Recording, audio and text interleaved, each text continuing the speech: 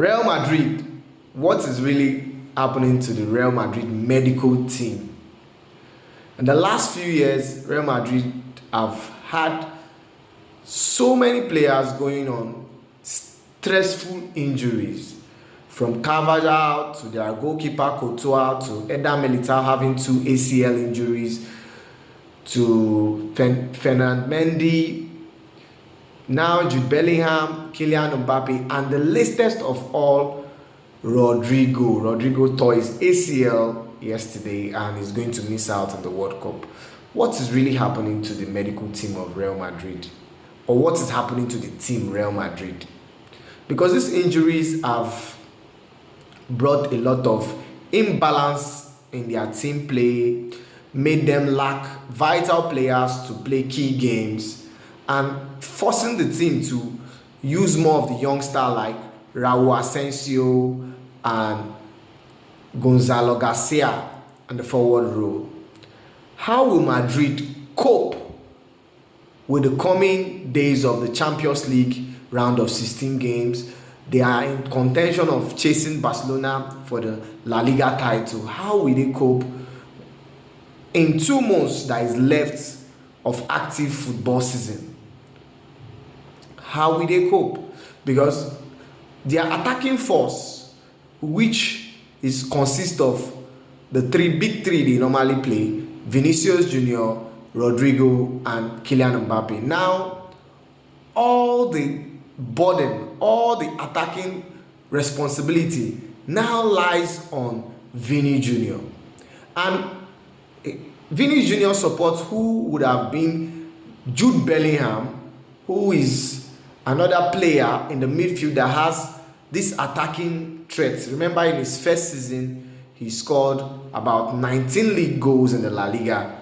He's also injured with an hamstring injury.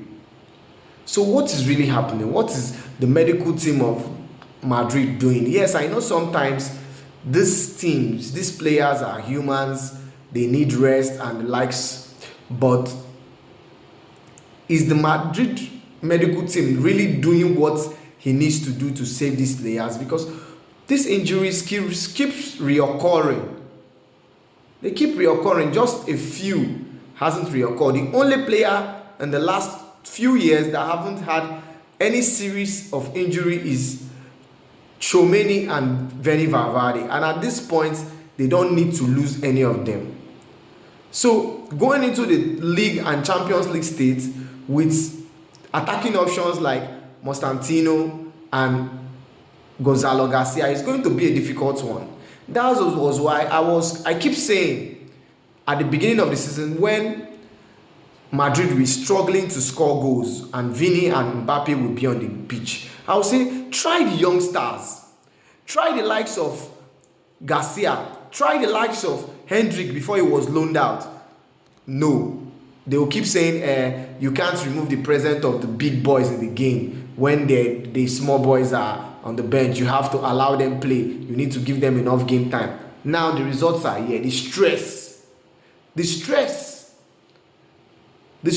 telling on these players, because in a week these guys play 2 or 3 times a week.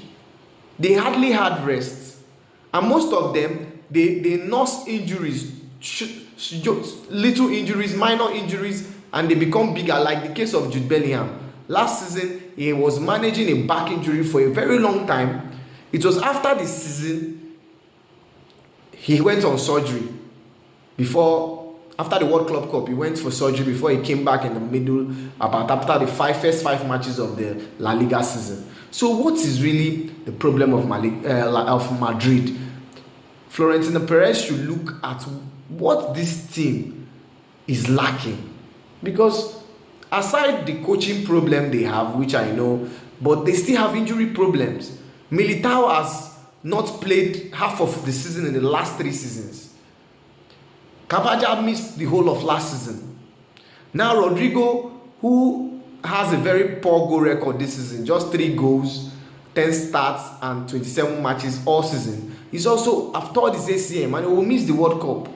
So the only person left now to put pressure on defenses, to give hope to this Madrid side that they are not the team B. They are not the Madrid youth team. It's Vini Jr. in the attack.